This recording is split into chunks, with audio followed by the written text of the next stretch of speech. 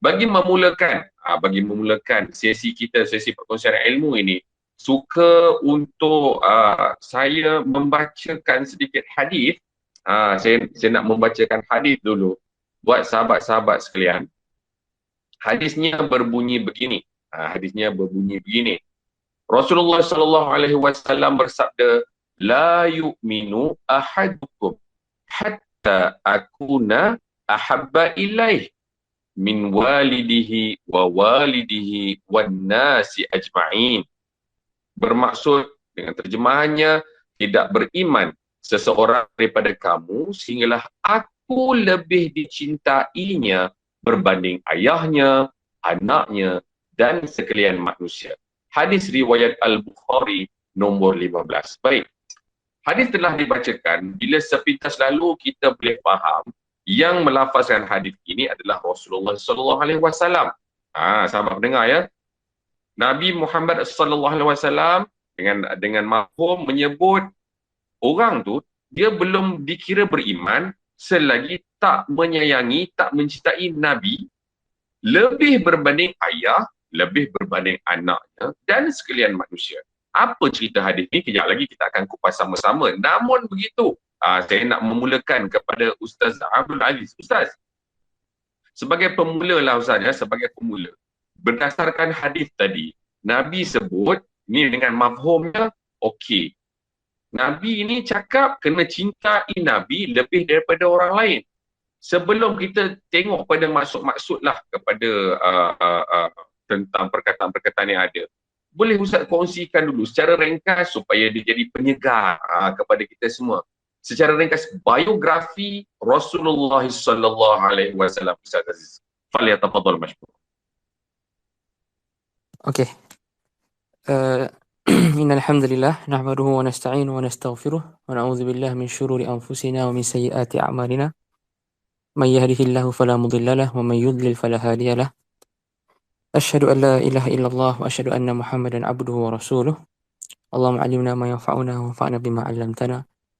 Warzuqna ilman yuqarribuna ilaika ya arhamar rahimin. Amma ba'd.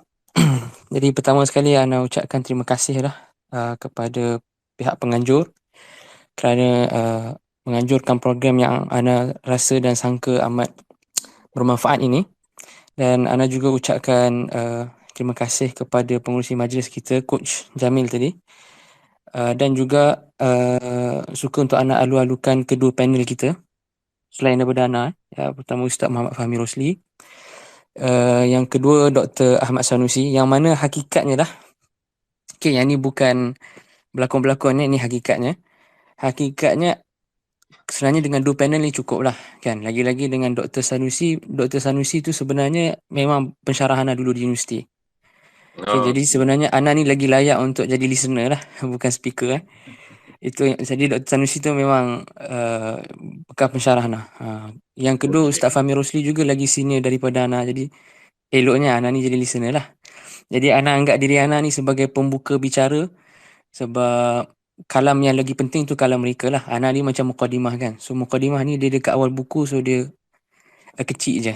Dia kecil dan ringkas je. Okey.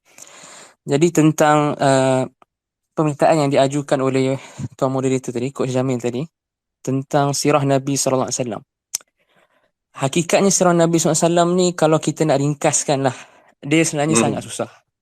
Sebab apa? Sebab sirah Nabi sallallahu alaihi wasallam ni telah dibicarakan oleh para ulama kita dengan sangat panjang dan luas. Kitab-kitab yang ditulis tu boleh mencapai sampai berbelas dan berpuluh jilid. Kan cerita-cerita tentang sirah Nabi SAW ini, kalau kita ceritakan daripada pagi sampai malam untuk berhari-hari, berminggu-minggu, berbulan-bulan mungkin tak cukup. Jadi apa yang Ana akan cuba buat ni, Ana akan bagi point je kan, sebab untuk meraihkan masa. Seringkas mungkin tentang sirah Nabi SAW. Jadi Nabi SAW dilahirkan menurut sebahagian ulama pada 12 Rabiul Awal, pada tahun gajah 12 Rabiul Awal pada tahun gajah. Dan di sana terdapat khilaf, ada yang kata pada 10 Rabiul Awal, ada yang kata 12. Yang kata 12 adalah pandangan majoriti ulama sirah dan sebahagian ulama sirah yang pakar-pakar jadi wallahu alam mungkin 12 lebih kuat, walaupun 10 pun agak kuat. Dan berkaitan dengan tarikh 12 ni, sebenarnya Nabi SAW ni ada 3 perkara yang berkaitan dengan tarikh 12. Iaitu Okey. kelahirannya 12 Rabiul Awal, kewafatannya 12 Rabiul Awal, kedatangannya ke Madinah juga menurut ulama sirah 12 Rabiul Awal juga. Okey, ada 3 perkara. Jadi Nabi SAW dilahirkan pada 12 Rabiul Awal pada tahun gajah. Kenapa dipanggil tahun gajah? Sebab orang Arab dia tak letak tarikh macam kita. Dia tak pakai lagi tarikh dengan bentuk numeral ni lah, nombor. So, diorang akan tarikhkan sesuatu dengan peristiwa. Jadi, kebetulan peristiwa yang dekat dengan kelahiran Nabi SAW ketika itu adalah tentera Abrahah yang serang serang Mekah dengan tentera bergajahnya. Okey, jadi anda cuba ringkaskan. Nabi SAW ni namanya Muhammad bin Abdullah bin Abdul Muttalib bin Hashim bin Abdi Manaf bin Qusay bin Kilab bin Murrah bin Ka'ab bin Lu'ay bin Ghalib bin Fihr. Daripada Fihr inilah datang Quraisy, kelompok Quraisy, Arab Quraisy, yang mana Nabi SAW ni daripada kita cakap Arab Quraisy. Dan Arab Quraisy ni dikatakan sebagai Arab yang paling mulia dan yang paling fasih bahasanya. Dan Quraisy ni datang daripada perkataan Qirsh lah. Qirsh ni asalnya ikan jerung. Dan Quraisy ni dalam bahasa Arab dia maksudnya jerung kecil. Okey, jerung kecil adalah kita cakap gelaran kepada Fihr. Okay, salah seorang daripada moyang Nabi SAW. Kenapa diberi gelaran jerung kecil? Kerana Fihr ni orang yang dia ada pengaruh sangat kuat dalam masyarakat dia. So sebab tu diberi gelaran Quraisy. Okay, itu nasab Nabi SAW. Dan ada sambungannya. Sambungannya adalah daripada Fihr tadi, bin Malik bin Nadhr bin Kinana bin Khuzaimah bin Mudrikah bin Ilyas bin Mudar bin Nizar bin Ma'ad bin Adnan. Kenapa anda sebut nasab ni? Kerana nasab ni adalah nasab yang disepakati ulama sirah akan kesahihannya lah. Okay. Sampai ke Adnan. Dan daripada Adnan sampai ke Nabi Adam alaihissalam ada khilaf di kalangan ulama sirah. Okay. Jadi seterusnya, kemudian ni anda laju sebenarnya ada banyak poin, tapi anda lajukan kepada ketika Nabi SAW umur 4 tahun. Okay, yang mana pada Nabi SAW ketika umur 4 tahun ini, ketika itu Nabi SAW disusukan oleh Halimah. Okay. Nabi SAW berada di perkampungan Bani Sa'ad. Ketika itu berlaku peristiwa pertama Nabi SAW, dada Nabi SAW dibelah. Okay, kerana ulama sirah menyebutkan dada Nabi SAW ini dibelah 2 kali. Pertama ketika berumur 4 tahun, yang kedua ketika peristiwa Mi'raj. Okay. Jadi dibelahnya dada Nabi SAW dan dibuang bahagian daripada hati Nabi SAW. Okay, bahagian yang kita cakap ada kejahatan ataupun kekotoran, dan dibasuh dengan air Zam-Zam. Itu pada tahun ke-4 Hijrah. Pada tahun ke-6, tahun ke-4 daripada kelahiran Nabi SAW, bukan Hijrah. Kemudian tahun ke-6 daripada kelahiran Nabi SAW adalah kewafatan mak baginda SAW, Aminah. Kemudian Nabi SAW dijaga oleh atuknya Abdul Muttalib. Ketika Nabi SAW umur 8 tahun, atuknya pula meninggal, Abdul Muttalib, yang mempunyai kedudukan yang besar di kalangan penduduk Quraisy lah. Okay, Abdul Muttalib ni kita cakap Sayyidu Quraisy, kira penghulu Quraisy, dan beliau ada tempat duduk khas. Okay, kita cakap di bawah teduhan ataupun macam canvas lah zaman moden ni, dekat dengan Kaabah. Yang mana yang boleh duduk dekat situ Abdul Muttalib seorang sahaja. Kan, yang lain semua kena duduk bawah lah, bukan dekat yang macam kita cakap tempat teduhan khas ni. Dan satu-satunya manusia yang dibenarkan untuk duduk bersama dengan Abdul Muttalib dekat situ adalah cucunya, Nabi Muhammad SAW. Kerana Abdul Muttalib ni amat sayangkan kepada Nabi lah. Sebab Abdul Muttalib ni ada ramai anak. Okay, lebih kurang 10 anak. Daripada 10 ni yang paling dia cintai dan sayangi adalah ayah Nabi SAW, Abdullah. Kan? Jadi disebabkan kedudukan Abdullah tu yang dicintai oleh Abdul Muttalib, anaknya iaitu cucunya pun dicintai juga. Sehingga kalau Nabi SAW duduk tepi Abdul Muttalib biarkan. Okay, sedangkan orang lain tak boleh duduk situ lah. Okay. So special. Itu antara petunjuk bahawa Nabi SAW ni amat disayangi oleh atuk baginda. Kemudian lepas wafatnya atuk baginda SAW, seterusnya pakcik Nabi SAW, Abu Talib, yang kita cakap menjaga dan membesarkan Nabi SAW. Dan kita pun tahulah peristiwa bersama dengan Abu Talib ini ketika umur 12 tahun dibawa untuk pergi meniaga. Yang mana orang Arab Quraisy ni dia memang ada adat meniaga yang aktif lah kita cakap. Setahun dia akan niaga, dia akan pergi rihlah berniaga dia ni 2 kali. Yang ni yang disebut dekat surah Quraisy lah. Okay, iaitu dia ada rihlah dia pada waktu Asyita. Syita ni winter. Kemudian rihlah dia pada waktu As-Saif, sama. So waktu winter dia akan pergi Yaman. Waktu dia punya Saif dia sama, dia akan pergi Syam. Orang Arab Quraisy ni untuk meniaga. So Nabi SAW pun pernah dibawa oleh pakcik Nabi SAW, Abu Talib, untuk pergi meniaga di Syam. Okay, untuk rihlah kita cakap yang sama ni lah. Rihlah Saif. Kemudian ketika Nabi SAW umur 25 tahun, beliau baginda kahwin dengan Khadijah radhiyallahu anha. Okay. Dan umur Khadijah pun ada khilaf juga. Ada yang kata 28, ada yang kata 32, ada kata 40. Wallahu alam. Okay. Setakat yang anda tahulah, 40 tu sebenarnya kuat juga. 40 tu kuat. Walaupun ada orang yang cuba kritik, tapi umur 40 tu kuat. Kemudian ketika Nabi SAW umur 40 tahun, Nabi SAW diutuskan sebagai Nabi. Okay, umur 40. Itu pun kita sedia maklum. Seterusnya ketika Nabi SAW berumur 43, Nabi SAW mula berdakwah secara terang-terangan. Macam 40 tu dapat wahyu kan Ustaz kan? 40 tu dapat wahyu kan? 40 dapat wahyu, 43 secara terang-terangan. Sebelum tu dia sembunyi-sembunyi, underground. Sembunyi-sembunyi. Ustaz, saya nak mencelah sikit dekat sini Ustaz. Bila kalau kita tengok daripada mula Nabi yang mulia dilahirkan sampailah ke pada umur lebih kurang masuknya waktu dapat wahyu, iaitu lebih kurang 40 tu Ustaz kan. Kita boleh nampak perjalanan Nabi ni sentiasa dikelilingi dengan orang yang menyayangi baginda. Kita boleh sebut tak poin tu sebagai macam kesimpulan awal dulu Ustaz untuk yang ini? Betul? Boleh. Kan?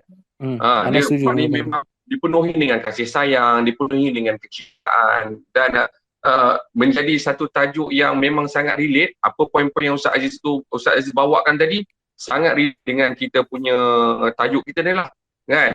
Berkaitan tentang mencintai Rasulullah. Dan saya sangat setuju bila masa awal mula Ustaz Aziz sebutkan ini, kalau nak cerita biografi ni dia memang sangat panjang. So kita bawa sampai setakat itu dulu Ustaz Aziz. Kita akan masukkan panel yang kedua Ustaz Aziz insya-Allah. Boleh, tak ada masalah. Kita teruskan kepada Ustaz Fahmi. Ustaz Fahmi, sebab awal-awal kita dah bacakan hadis tadi Ustaz Fahmi. La yu'minu ahadukum hatta akuna ahabba ilaih min walidih wa walidih wan nasi ajma'in. Ustaz Fahmi kan? So, kita nak tengok dekat sini antara perkataan yang mohon Ustaz Fahmi terangkan sedikit. La yu'minu.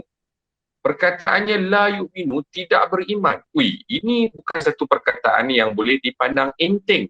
Ustaz Fahmi, mohon bagi pencerahan perkataan la yu'minu, tidak beriman ni daripada hadis ni. Ustaz Fahmi, tafadhal. Assalamualaikum warahmatullahi wabarakatuh. Bismillahirrahmanirrahim. Alhamdulillahirabbil alamin. Wassalatu wassalamu ala asyrafil anbiya'i wal mursalin wa ala alihi wa sahbihi ajma'in, amma ba'd. Terima kasih saya ucapkan kepada saudara Jamil selaku moderator kita pada malam ni. Yang saya hormati panel bersama saya, Ustaz Abdul Aziz dan juga Prof Madya Dr. Sanusi, dan juga para pendengar yang kita kasihi sekalian. Baik, untuk menjawab persoalan yang baik ditanyakan oleh orang yang baik sebentar tadi berkenaan dengan hadis Nabi sallallahu alaihi wasallam, la yu'minu ahadukum hatta akuna ahabba ilaih min walidihi wa waladihi wan nasi ajma'in. Hadis yang sahih diriwayatkan oleh Al-Bukhari dan Muslim daripada Nabi sallallahu alaihi wasallam. Jadi isunya adalah berbangkit pada terjemahan la yu'minu. Jadi kita kata begini, perkataan la ni dalam bahasa Arab dia boleh jadi dua yang utama. Yang pertamanya la an-nahiyah, la larangan. Jadi la larangan ni kita terjemah sebagai jangan. Contoh dalam surah Al-Hujurat ayat yang pertama, ya ayyuhallazina amanu la tuqaddimu baina yadayillahi wa rasulih wattaqullaha innallaha sami'un alim. Wahai orang yang beriman, dia ada sebutan la di situ, jangan. Okey. Maknanya la di situ adalah la an-nahiyah, la larangan. Macam tu juga ya ayyuhallazina amanu la yaskhar qaumun min qaumin asa yakunu khairan minhum. Maknanya jangan kamu mencela satu kaum dengan satu kaum dengan kaum yang lain. Boleh jadi mereka yang kita cela, kita perlekehkan tu lebih baik daripada kita. Jadi la di situ adalah nahiyah, la larangan. Dan yang kedua, kita kata ada juga la an-nafiyah, la penafian. La penafian. Jadi la penafian ni kita tak terjemah sebagai jangan, tapi kita terjemah sebagai tidak. Di sini perbezaannya. Kita terjemah sebagai tidak. Contohnya hadis yang masyhur, la salata liman lam yaqra bi Fatihatil Kitab. Tidak. Sekian-sekian. Cuma poin yang saya nak sebutkan, la penafian ni juga dia ni terbahagi kepada dua juga yang utama. Walaupun sebahagian ulama kata ada tiga, tapi saya nak fokus kepada dua sahaja. Iaitu yang pertamanya adalah nafyus sihhah, menafikan kesahihan. La an-nafiyah ni dia menafikan kesahihan. Jadi sekiranya menafikan kesahihan, maka kita terjemah tidak sah. Begitu. Terjemahannya jadi tidak sah. Contohlah kita kata macam hadis saya baca tadi, la salata liman lam yaqra bi Fatihatil Kitab. Maka terjemahan dia tidak sah salat bagi mereka yang tidak membaca Al-Fatihah. Jadi kita macam mana kita nak tahu yang terjemahan nafi itu nafi kesahihan? Jadi dia tengok kepada konteks dia, kepada siyaqul hadis ataupun siyaqul ayah, kepada konteks hadis atau konteks ayat tu. Jadi contoh bila kita bicara tentang Fatihah, kita kata Fatihah ni adalah rukun. Dia termasuk rukun qauli di dalam salat kita. Jadi apabila rukun ni, implikasi dia wajib dibaca di dalam salat.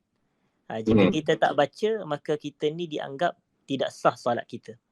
Jadi sebab itu terjemahan dia, saya terjemahkan tidak sah salat bagi mereka yang tidak membaca surah Al-Fatihah. Itu adalah maksud nafi yang pertama, iaitu menafikan kesahihan. Menafikan kesahihan. Jadi jika dia buat berlawanan dengan ini, tidak sah lah. Macam kalau kita kata tidak sah salat orang yang tidak baca Fatihah, maka dia salat tanpa baca Fatihah, maka salat dia tidak sah. Itu satu. Dan nafi yang kedua adalah nafyul kamal. Nafyul kamal. Jadi nafyul kamal ni terjemahannya menafikan kesempurnaan. Menafikan kesempurnaan. Jadi contohnya kita katakan hadis, maka terjemahan dia kita akan kata tidak sempurna, bukan tidak sah. Begitu. Kalau la yang kedua ni, nafi yang kedua ni, nafyul kamal, menafikan kesempurnaan, maka terjemahan dia adalah tidak sempurna. Jadi contohnya kita kata macam dalam hadis riwayat Imam Muslim, la salata bihadrati ta'am. Tidak sempurna salat dengan adanya hidangan makanan di depan kita ataupun di sekeliling kita. Kenapa kita tak kata tidak sah? Sebab kalau ada seorang imam, dia sembahyang berjemaah dengan jemaah yang lain, tiba-tiba kita bawakan nasi Arab depan dia. Kita nak kata Allah, makanan ada di sekeliling. Jadi solat dia macam mana? Takkan kita nak kata solat dia tidak sah? Apa yang menyebabkan solat dia batal? Kan itu tak termasuk. Tapi kalau lah Tok Imam tu depan dia ada kambing golek, dia tengah sembahyang, apa jadi pada dia? Dia akan terganggu. Dia punya bau kambing bukan main sedap kot. Contoh kita kata, dia akan terganggu, dia akan terkesan, ada pula nasi biryani, ada pula nasi macam-macam. Jadi dia akan terganggu solat dia. Tu yang kita kata, kalau solat yang terganggu, dia akan menafikan kesempurnaan solat. Jadi bila Nabi SAW kata la salata bihadrati ta'am, maka kita terjemah adalah tidak sempurna salat dengan adanya makanan dihidang di berhampiran dengan kita. Jadi balik kepada hadis kita ni, hadis sahih ni, contoh Nabi SAW kata la yu'minu ahadukum hatta akuna ahabba ilaih min walidihi wa waladihi wan nasi ajma'in. Maka terjemahan kita adalah, instead of semata diterjemahkan oleh coach tadi tidak beriman, tapi kita kata tidak sempurna iman.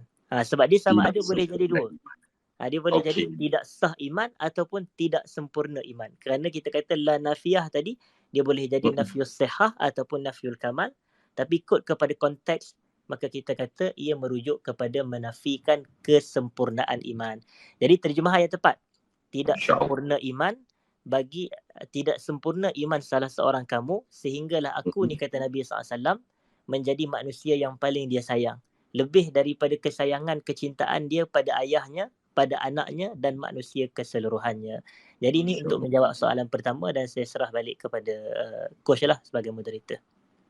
Ustaz, satu penerangan yang sangat jelas. Alhamdulillah, untuk saya secara peribadi memang sangat jelas. La yu'minu, la itu sendiri dia ada cabang, which is ini memang pembelajaran bahasa Arab yang sangat kita sebut apa?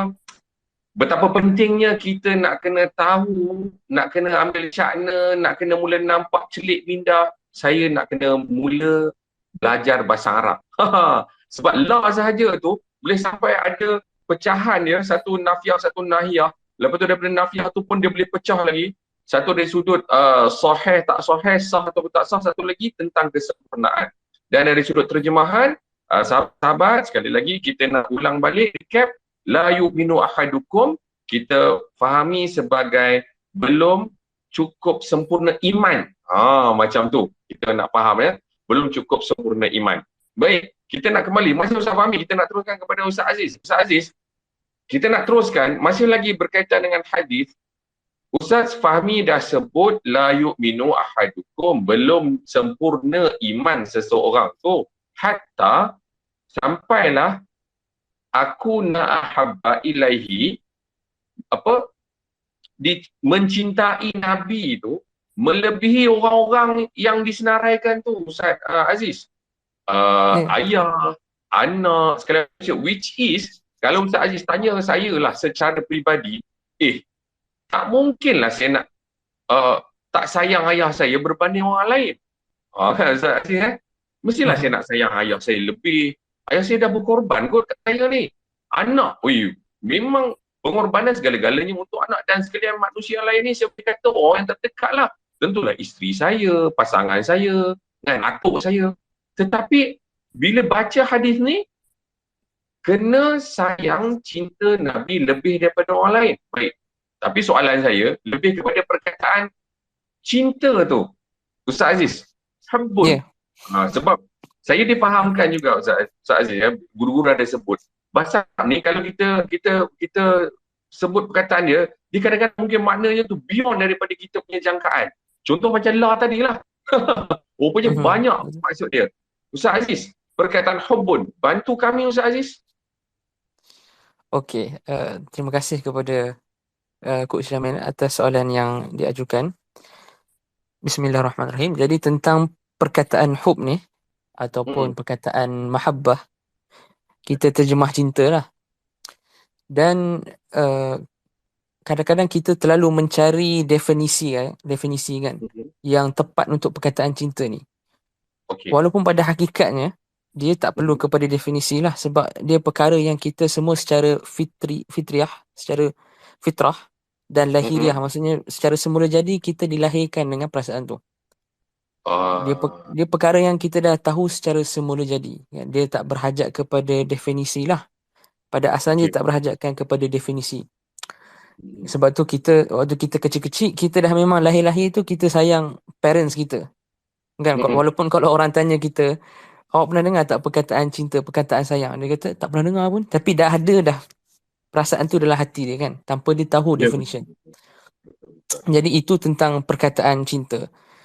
Jadi sebenarnya kalau kita nak pergi kepada falsafah lah, falsafah apa maksud cinta ni, untuk menjawab persoalan yang Tuan Jamil tanya tadi, saya rasa kita boleh ambil definisi salah seorang ulama kita tentang perkataan cinta ni, iaitu seorang ulama namanya Ar-Raghib Al-Asfahani, masyhurnya Ar-Raghib Al-Asfahani. Beliau kata cinta ni mailun nafs ila ma tarahu khaira. Kecenderungan jiwa dia untuk sesuatu perkara yang dia sebagai manusia rasa perkara tu baik atau bagus bagi dia. Dia adalah satu perasaan dalam hati dia yang mana dia cenderung kepada seseorang atau sesuatu. Dia ada rasa kecenderungan dan boleh kita cakap tambah padanya ada rasa longing. Orang Inggeris cakap lah, dia macam nak benda tu. Dia nak belong kepada benda tu. Dan kata Ar-Raghib dekat sini, kepada perkara yang dia suka. Ilama tarahu khaira. Jadi untuk memahami lagi hadis tadi tu, Okay, kalau macam Tuan Jamil tanya tadi kan, macam tak boleh nak faham lah sampai melebihi cinta kepada ayah kan, cinta kepada Ya, ya. parents Nabi ni. So kita, jawapan secara ringkasnya, kenapa kita kena melebihi lebih? Kerana cinta ini, kadar yang kita berikan adalah, sebenarnya lah hakikat cinta ni, kadar yang kita berikan adalah dengan kadar apa yang perkara yang kita cinta tu mampu bagi kebaikan dekat kita. Manusia ni, bila satu perkara tu lagi bagi benefit dengan dia, lagi masalah dia lagi banyak pada perkara tu, lagi dia suka. Dia akan suka satu perkara yang lagi banyak dan tinggi masalahnya kepada dia. Ya. Jadi bila kita bicara tentang Rasulullah SAW, yang mana Rasulullah SAW ni kata para ulama dia pemilik a'zamu minnatin 'alal ummah. Dia ada pemberian yang paling agung dan paling besar terhadap umat ini, iaitu pemberian dakwah. Okey, dakwah kepada Islam, kepada tauhid, kepada mencintai Allah, kepada mengesakan Allah dalam ibadah.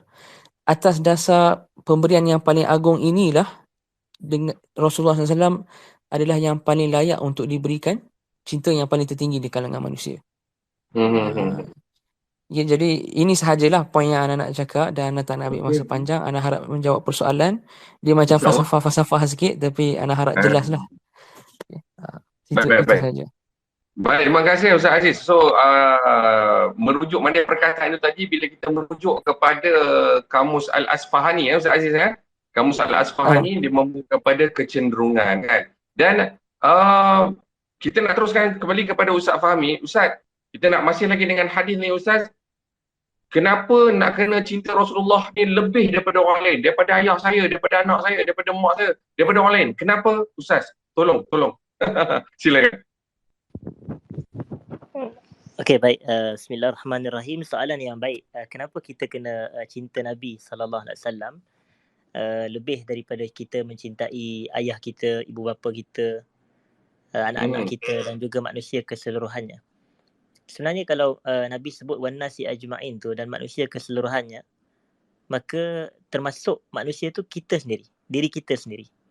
Jadi maknanya kerana kita pun manusia juga. Jadi kita ni, kita kena sayang Nabi SAW lebih daripada diri kita sayang kepada diri kita sendiri. Jadi kalau kita sayang kepada diri kita ni, macam-macam lah cara kita buat, betul tak? Kadang-kadang kita treat diri kita, belanja makan, kita makan mewah-mewah ataupun kita beli barang-barang.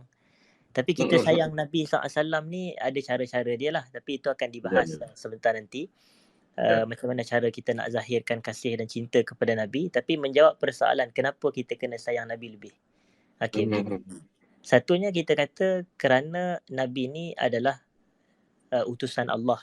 Nabi ni adalah muballigh, rasul, utusan daripada Allah Subhanahu Wa Taala. Dan hukum asalnya kita wajib sayang Allah. Okey, itu hukum asal dia. Jadi Allah ni dia menghantarkan kepada kita ini seorang rasul, iaitu Nabi kita SAW sebagai khatamul anbiya wal mursalin. Maksudnya sebagai penutup bagi sekalian Nabi dan penutup bagi sekalian rasul. Jadi sebenarnya kalau kita betul-betul sayang Allah, kita akan sayang Nabi SAW. Jadi kalau persoalan tanya kenapa kita kena sayang Nabi, sebab Nabi ni utusan Allah. Jadi bila kita sayang kepada Allah, semua yang berkait dengan Allah kita akan sayang juga. Dia macam konsepnya beginilah kalau kita sayang sesama manusia. Kadang-kadang automatik kita akan sayang orang yang dia sayang. Macam tu. Kita kadang-kadang orang yang dia sayang tu kita tak pernah jumpa pun. Tapi sebab bila kita sekali, macam bila pertama kali kita jumpa orang yang kita sayang, lepas tu dia perkenalkan kita, ni adik saya. Jadi kita pun akan terus rasa terikat dengan adik dia. Sedangkan kita tak pernah jumpa adik dia, tapi sebab dia sayang adik dia, maka kita pun okey, sebab aku sayang kepada awak, maka adik awak pun aku sayang juga. Macam tu. Jadi kaedah dia bila kita sayang kepada Allah, atas faktor itulah kita kena sayang kepada Nabi SAW, kerana Nabi ni adalah utusan Allah Subhanahu Wa Taala. Itu yang pertama. Baik. Yang kedua, kalau boleh saya kongsikan sebab kenapa kita kena sayang Nabi SAW. Allah sebut di dalam surah Al-Ahzab,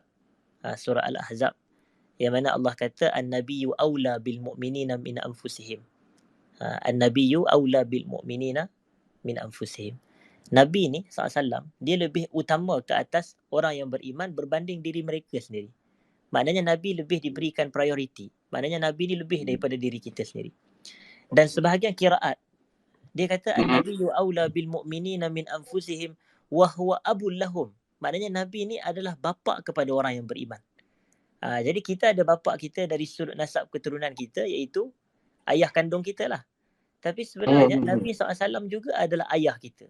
Dan Nabi ni bukan semata ayah kita, dia bukanlah ayah kita dari sudut zuriat ataupun nasab, tapi dia adalah ayah kita dari sudut syariat. Maknanya dia ialah bapa kepada kita ini dari sudut syariat yang kita anut pada hari ini, iaitu agama Islam. Jadi atas faktor tu macam kita sayang bapa kita sebab kita adalah daripada zuriat dia. Macam tu. Maknanya kita adalah kesan daripada dia, juzuk daripada dia, dari sudut nasab keturunan, dari sudut zuriat. Tapi kita sayang kepada Nabi atas faktor kita adalah juzuk daripada baginda punya syariat. Itu dia. Maknanya dari sudut juzuk risalah baginda, syariat baginda, jadi sebabkan faktor itu maka kita pun mencintai Nabi sallallahu alaihi wasallam. Jadi ini yang keduanya. Dan yang ketiganya sudah pastilah kita mencintai Nabi SAW ni atas arahan agama itu sendiri. Kerana agama yang menyuruh dan mewajibkan kita untuk mencintai Nabi SAW. Jadi atas faktor-faktor yang tiga inilah kita kata kita kena mencintai Nabi, dan kita tengok macam manakah sirah dan sikap salafus salih dahulu apabila mereka ini mencintai Nabi SAW. Saya nak tutup dengan contoh iaitu kisah Abu Bakar As-Siddiq radhiyallahu ta'ala anhu, yang mana Abu Bakar ini sahabat Nabi SAW yang utama. Dan adalah riwayat yang disebut oleh Al-Imam Abu Ya'la dalam Al-Musnad, dan juga dikongsikan kisah ini oleh Al-Imam Ibn Hajar Al-Asqalani rahimahullah dalam kitabnya Al-Isabah fi Tamyiz Sahabah. Jadi disebutkan kisah Abu Bakar As-Siddiq pada peristiwa pengislaman bapanya yang bernama Abu Quhafah. Jadi Abu Bakar ni dia adalah lelaki dewasa pertama yang memeluk Islam. Tapi ayah dia lewat peluk Islam. Jadi ketika ayah dia memeluk Islam, ayah dia telah begitu tua. Maknanya rambutnya telah bersangatan putih, telah beruban penuh, menunjukkan telah sangat tua ayah dia masuk Islam. Dan dahulu kalau mereka nak masuk Islam dan memeluk Islam, mereka akan ada bai'ah, iaitu mengikat janji setia, dan bai'ah berlaku secara bersalaman atau berjabat tangan. Jadi Nabi SAW pun berjabat tanganlah dengan bapa kepada Abu Bakar Siddiq. Namanya apa? Namanya Abu Quhafah. Jadi ketika mana Abu Quhafah berjabat tangan untuk berbai'ah memeluk Islam dengan Nabi SAW, waktu itu Abu Bakar ada di sebelah, dan tiba-tiba Abu Bakar menangis. Abu Bakar mengalirkan air mata. Bila Abu Bakar menangis, Nabi perasan benda tu, dan Nabi pun tanya, "Ma yubkika ya Abu Bakar?" Apa yang menyebabkan awak menangis, wahai Abu Bakar? Yang tu Nabi tanya kepada Abu Bakar. Kita kalau dari sudut jawapan klise kita, mesti kita akan kata kita menangis kegembiraan sebab ayah peluk Islam. Ayah dapat hidayah. Tapi sebenarnya itu bukan jawapan Abu Bakar. Abu Bakar dia jawab dengan jawapan yang lain. Dia kata dia bagi justifikasi kenapa dia nangis. Dia kata, "Ya Rasulullah, li an takuna yadu ammik makana yadihi wa yuslimu wa yukirrullahu ainak ahabbu ilayya min ayyakun." Dia kata, "Wahai Rasulullah, kalaulah tangan yang sedang berjabat bersalaman dengan kamu pada saat ni merupakan tangan bapa saudara kamu, iaitu Abu Talib, yang mana dia memeluk Islam, dan kamu rasa gembira dengan pengislaman Abu Talib, itu lebih aku suka berbanding ayahku sendiri memeluk Islam." Kenapa? Kerana kalaulah ayah dia peluk Islam, yang gembira Abu Bakar. Tapi kalaulah bapa saudara Nabi memeluk Islam, yang gembira adalah Nabi. Jadi antara kegembiraan diri dia Abu Bakar dengan kegembiraan Nabi SAW, Abu Bakar lebih mendahului kegembiraan Nabi SAW. Maka tak salah untuk kita katakan Abu Bakar telah mencapai tahap kesempurnaan iman. Sehingga ada riwayat yang menyebut, "Lawuzina imanu Abi Bakrin ala imani ahli al-ard la rajah." Kalaulah ditimbang ataupun diberatkan ataupun ditimbang keimanan Abu Bakar dengan iman seluruh penduduk bumi pada zaman dia, nescaya iman Abu Bakar lebih berat lagi, menunjukkan kesempurnaan iman Abu Bakar, sehingga bila dia sayang Nabi lebih daripada dia sayang bapaknya sendiri. Wallahu ta'ala a'lam. Ini contoh keimanan. Masya Allah, Ustaz Fahmi, terima kasih bawakan contoh Sayyidina Abu Bakar radhiyallahu an, macam mana mempotretkan, saya boleh saya guna tuan dan puan, para pendengar, saya guna perkataan tu, menunjukkan ini yang disebutkan yang tadi tu, kalau hadis tadi la yu'minu ahadukum tu tadi, hatta akuna ahabba ilaih, belum sempurna iman sampai mencintai Nabi lebih daripada yang lain. Ini dipertontonkan oleh Sayyidina Abu Bakar radhiyallahu anhu. Kita kalau uh, Ustaz Fahmi, Ustaz Aziz tanyalah aku Jamil secara peribadi, apa pelajaran besar yang dapat? Satu, kena berusaha ke arah meningkatkan iman dengan cara untuk nak mencintai Nabi Muhammad sallallahu alaihi wasallam lebih daripada orang lain. Oi, macam mana nak buat ni? Apa? Macam mana nak buat tu nanti kita akan tanyakan. Dalam masa yang sama, suka untuk Aku Jamil mengwar-warkan kepada tuan-tuan dan puan-puan, insyaAllah esok hari Rabu akan berlangsungnya wacana edisi internasional. Wacana Al-Quran edisi antarabangsa esok, insyaAllah tolong saya menyeru kepada anda semua untuk war-warkan, ramai-ramai kita tonton wacana Al-Quran edisi internasional esok. Dan juga Ko Jamil nak mewar-warkan, nak mengalu-alukan sahabat sekalian, para pendengar, untuk kita bersama-sama dalam program yang diberi nama program Khatam My Quran Time Tadabbur hari Sabtu ni. Hari Sabtu ni insya-Allah yang akan berlangsung di Putrajaya. Boleh dapatkan maklumat, boleh cari apa nama My Quran Time punya page, laman sosial, di situ akan ada maklumat. Program khatam dia macam convocation lah, para pendengar sekalian. Convocation setelah 2 tahun lebih My Quran Time bersiaran setiap hari satu muka, malah panelis kita ni pun ada bersiaran, berkongsi tadabbur satu muka setiap hari, dan telah sampai kepada hari akhirnya, dan kita buat program tadabbur, khatam tadabbur tu. Dia bukan tentang bila buat program tu semua orang dah okey, dah sempurna dah tadabbur tu, bukan. Ia tentang khatam sempurnanya program tu untuk level 1.0, 1.0. Bila sebut 1.0, insya-Allah akan ada 2.0. Doakan sebab ramai orang yang telah dapat manfaat. Baik. Kita telah settle untuk pusingan yang pertama. Kita nak masuk pada pusingan yang kedua. Kita nak memulakan sekali lagi. Ustaz Abdul Aziz, kita dah sembang pada pusingan yang pertama tentang hadis yang menceritakan tentang saya mesti berusaha menyempurnakan iman dengan cara menyayangi, mencintai Nabi Muhammad sallallahu alaihi wasallam lebih daripada orang-orang yang lain. Malah dalam hadis tu menyebut orang yang sangat rapat dengan kita. Siapa? Dengan ayah, dengan anak, dengan orang-orang lain. Malah Ustaz Fahmi juga telah memberi pencerahan termasuk lebih daripada diri saya sendiri. Timbul soalan, macam mana cara dia? Ustaz Aziz, mohon bantu kami semua kongsikan apakah cara yang betul, ini kita nak masuk pada tajuk kita ni, cara yang betul untuk saya mencintai Rasulullah sallallahu alaihi wasallam lebih daripada orang lain, termasuk lebih daripada diri saya sendiri. Tafadhal Ustaz Aziz. Okey, baik. Terima kasih kepada Coach Jamil atas soalan yang diajukan.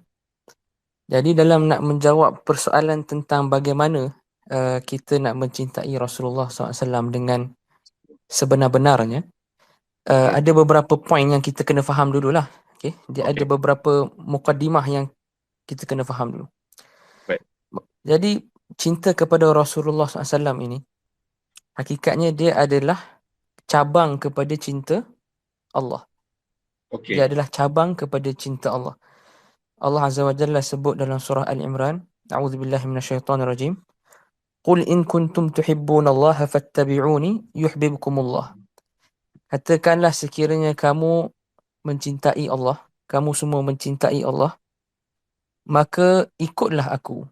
Jadi kata-kata ini ditujukan kepada Nabi Muhammad SAW. Katakanlah wahai Muhammad, sekiranya kamu katakanlah kepada mereka wahai Muhammad, sekiranya mereka semua ini benar-benar mencintai Allah, maka ikutlah aku. Maksudnya ikutlah Nabi Muhammad SAW. Nescaya Allah akan mencintai kamu dan akan mengampunkan dosa-dosa kamu. Jadi ayat ni bagi tahu apa? Ayat ni bagi tahu dekat kita, kalau kita benar cinta kepada Allah, kita kena ikut Rasulullah SAW. Dan bila kita kata kena ikut Rasulullah SAW, juga kena mencintai Rasulullah SAW lah. Maka cinta Rasulullah SAW ni dia adalah cabang daripada cinta kepada Allah. Jadi bila kita kata cabang daripada cinta kepada Allah, apa yang Allah nak daripada kita ni, apa yang Allah nak daripada kita untuk kita berikan kepada Nabi SAW. Jadi jawapannya Allah nak kita ni berikan ketaatan kepada Nabi SAW. Allah nak kita berikan ketaatan. Jadi bila kita bicara tentang cara sebenar mencintai Nabi SAW, tidak lain tidak bukan, yang pertama sekali adalah kita mengakui Nabi SAW itu sebagai Rasulullah dan kita mentaati apa yang diperintahkan oleh Nabi SAW dan kita menjauhkan diri kita dan meninggalkan apa yang dilarang oleh Nabi SAW. Jadi bila kita bicara tentang cinta, tidak kita tak boleh lari daripada kena ada aksi untuk membuktikan cinta tu. Jadi kalau kita nak bincang tentang cara yang sebenar mencintai Rasulullah SAW, maksudnya kita sekaligus kita bincang tentang apa plan of action lah orang cakap. Kena ada plan of action. Sebab tu Imam Ibn Al-Qayyim kata, okay, al-hub yujibu harakatan nafs. Okay, kalau orang tu ada cinta pada diri dia, dia akan buat orang tu bergerak towards apa yang dia cinta. Okay, towards meredai apa kehendak orang yang dicintai. Okay. So dia tengok apa yang Rasulullah SAW cinta, maka dia pun buat apa yang Rasulullah SAW cinta. Apa yang Rasulullah SAW suruh, dia pun buat apa yang Rasulullah SAW suruh. Apa yang Rasulullah SAW larang, dia pun tinggalkan apa yang Rasulullah SAW larang. Jadi suka dekat sini untuk Ana bacakan satu petikan yang agak panjang, tapi Ana harap antum semua boleh berkongsi masa untuk dengar. Ana rasa petikan ni sangat baik daripada Imam Ibn Rajab namanya. Ibn Rajab Al-Hambali, masyhur dalam kitab beliau Jami'ul Ulum wal Hikam. Yang Ana rasa kata-kata Ibn Rajab ni telah menyimpulkan, dia dah conclude dekat kita macam mana cara yang sebenar mencintai Rasulullah SAW. Okay. Kata beliau rahimahullah, "Faman ahabba Allah wa rasulahu mahabbatan sadiqah min qalbih." Siapa yang mencintai Allah dan Rasulnya dengan kecintaan yang sebenar daripada hati dia, aujaba lahu dhalika an yuhibba biqalbihi ma yuhibbuhu Allah wa rasuluh. Maka perkara itu sepatutnya menjadikan hati dia itu mencintai apa yang Allah dan Rasulnya cinta. Wa yakraha ma yakrahuhu Allah wa rasuluh. Dan dia membenci apa yang Allah dan Rasulnya benci. Wa yarda ma yarda Allah wa rasuluh. Dan dia juga redha dengan apa yang meredhakan Allah dan Rasulnya. Wa yaskhatu ma yaskhatu Allah wa rasuluh. Dan dia marah. Okay, dia marah terhadap apa yang Allah dan Rasulullah SAW marah akan benda tu. Wa an ya'mala bi jawarihihi. Dan dia beramal dengan anggota dia bi muqtada hadzal hubbi wal bughd. Dia beramal dengan anggota dia sesuai dengan cinta dan benci tadi tu. Kan.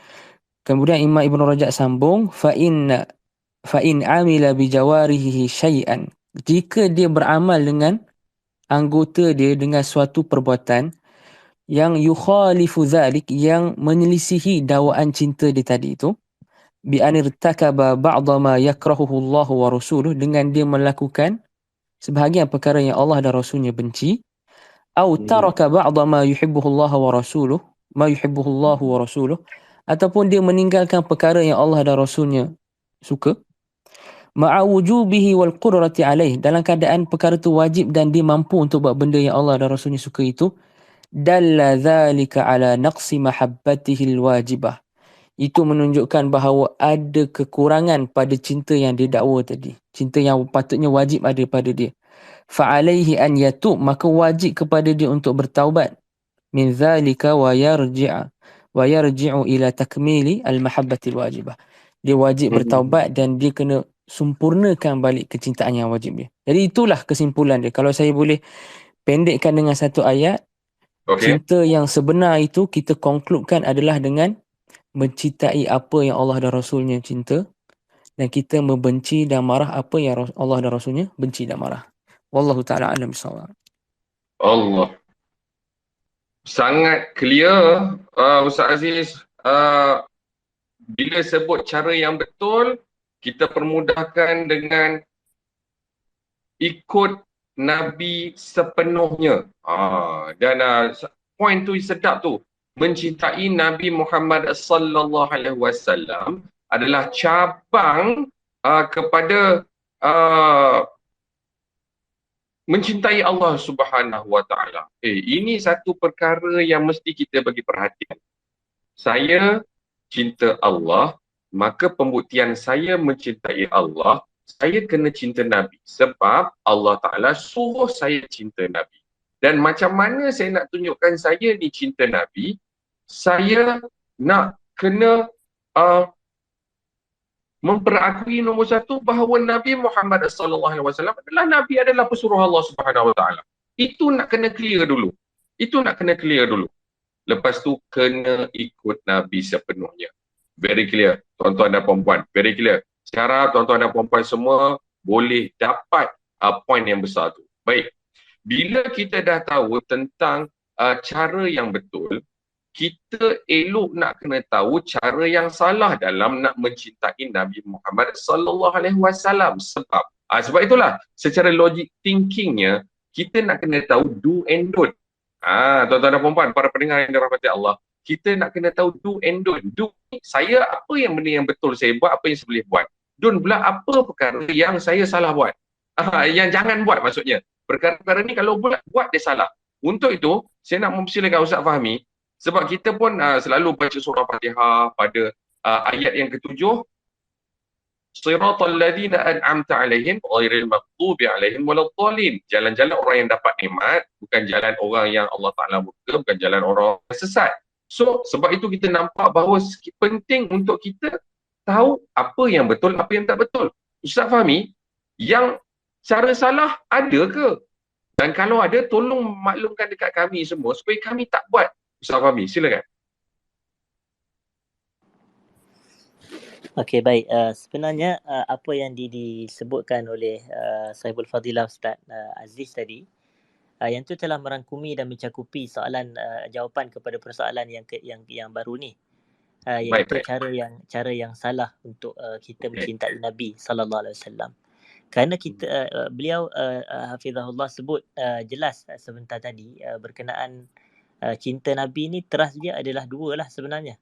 Maknanya kita mencintai apa yang baginda suka dan kita membenci apa yang baginda tak suka. Itu dalam bahasa yang mudah lah. Maknanya apa yang baginda suka tu kita akan mencintainya, dan cara kita menzahirkan kecintaannya adalah dengan kita mengikut dia. Yang tu yang ada kaedah yang disebut oleh para ulama atas satu kata-kata hubbur rasul bittiba'i sunnatihi. Cintakan Rasul dengan mengikut sunnah Nabi sallallahu alaihi wasallam. Maknanya mengikuti Nabi tu dari sudut tiga aspek yang utama lah, dari sudut ucapan, dari sudut perbuatan anggota badan dan juga dari sudut amalan hati kita ini. Okey. Dan kalau kita termasuk dalam cinta tu adalah kita membenci apa yang Nabi benci. Begitu. Termasuk dan cara kita menzahirkan kebencian kita terhadap apa yang Nabi benci adalah dengan cara kita meninggalkan, dengan cara kita menjauhi, dengan cara kita meninggalkan apa yang Nabi SAW benci tersebut. Yang ni dalam falsafah, dalam kepahaman yang mudah. Jadi sebab itu inilah, jadi maka menjawab persoalan, kalau ikutkan cara yang salah adalah cara yang berlawanan. Benda tu Nabi suka tapi kita benci. Yang tu cara yang salah mencintai Nabi. Dan benda tu Nabi tak suka tapi kita suka. Yang ni cara yang salah dalam mencintai Nabi SAW. Jadi kalaulah kaedah yang saya kata tadi, cinta Rasul dengan ikut sunnah Nabi, itu adalah cara yang betul dalam mencintai Nabi, dan cara yang salah dalam mencintai Nabi adalah kita melakukan perkara-perkara bid'ah, iaitu yang bersanggahan dengan sunnah Nabi sallallahu alaihi wasallam. Walaupun atas niat dan atas nama untuk menzahirkan cinta, tetapi sekiranya ianya adalah bid'ah yang tidak dilakukan oleh Nabi, bahkan yang lebih tepat dia dilarang oleh Nabi contohnya sallallahu alaihi wasallam, maka yang ini kita elakkan. Tetapi memadai kita untuk menzahirkan cinta Nabi sallallahu alaihi wasallam mengikut apa yang dilakukan oleh Nabi sallallahu alaihi wasallam. Dan poin yang berikutnya sebelum saya tutup, menjawab berkaitan dengan ayat yang ke-7 yang dibacakan sebentar tadi oleh CJ. CJ bukan Chief Justice, Coach Jamel. Boleh. Jamel kata adalah ayat yang ke-7 daripada surah Al-Fatihah, iaitu siratal ladzina an'amta 'alaihim ghairil maghdubi 'alaihim waladdallin. Okey, baik. Jadi ini jalan yang salah, jalan yang dimurkai dan jalan yang sesat. Sebenarnya di situ ada 3 golongan. Golongan yang pertama yang mendapat nikmat, siratal ladzina an'amta 'alaihim. Dan yang keduanya adalah ghairil maghdubi alaihim, golongan yang Allah murka, dan yang ketiganya adalah waladdallin, tu golongan yang sesat. Jadi kita nak tahu siapa golongan yang Allah murka. Maka ulama kata yang Allah murka ni adalah Yahudi. Manakala orang yang sesat adalah Nasrani. Tapi Yahudi ni atas faktor apa dia dimurkai dan kenapa dia dibenci oleh Allah? Jawapannya kerana dia ada ilmu tapi dia tak beramal dengan ilmu dia. Dia ada ilmu tapi dia tak beramal dengan ilmu. Dan golongan yang Nasrani, kenapa dia dikata sesat? Kerana mereka ni beramal tanpa ilmu. Mereka beramal tanpa ilmu. Jadi yang pertama tadi, dia ada ilmu tapi tak beramal. Yang kedua ni dia beramal tapi tanpa ilmu. Jadi kalau kita daripada kepahaman ni, kita nak tahu ciri-ciri orang yang mendapat nikmat tu apa? Ciri orang yang mendapat nikmat ni adalah orang yang ada ilmu dan dia beramal dengan ilmu. Dan inilah yang disebutkan oleh Allah dalam surah An-Nisa tu, wa may yuti'illaha war rasul fa ulaika ma'al ladzina an'ama Allahu 'alaihim minan nabiyyin was-siddiqin wasyuhada'i was-salihin wa hasuna ulaika rafiqa. Jadi maknanya siapa yang taat kepada Allah dan Rasul, maka mereka akan bersama dengan golongan yang telah Allah bagi nikmat. Siratal ladzina an'amta ma'al ladzina an'ama Allahu. Jadi kita kata benda yang sama, orang yang sama, golongan yang sama. Jadi golongan yang mendapat nikmat di situ ada 4, para nabi, para siddiqin, para syuhada, para salihin. Jadi kalau kita nak ikut jalan Nabi, untuk atas faktor kita nak menzahirkan cinta Nabi, dengan mengikut jalan Nabi, maka kita kena ada ilmu dalam amal dan kita kena beramal dengan ilmu yang kita miliki. Wallahu ta'ala a'lam. Saya serah balik kepada moderator. Alhamdulillah. Terima kasih, jazakallah khair Ustaz Fahmi. Satu penerangan yang sangat clear macam mana boleh bila kita tengok juga lepas ni pada ayat yang ke-7 surah Fatihah, kita faham ini ada kaitan dengan apa, dengan cerita kita malam ini, cara yang betul untuk nak cintai Rasulullah SAW. Nabi telah menyampaikan ilmu kepada kita. So ilmu kita dah dapat, kita nak kena amal. Orang yang dapat nikmat kepada Allah Ta'ala adalah orang yang dia amal ilmu yang dia dah ada. Orang yang selain daripada itu disebut sebagai dhalin, orang yang dimurkai Allah dan orang yang sesat. Apa ciri dia? Sahabat, pendengar sekalian, adalah orang yang maghdub ni apa?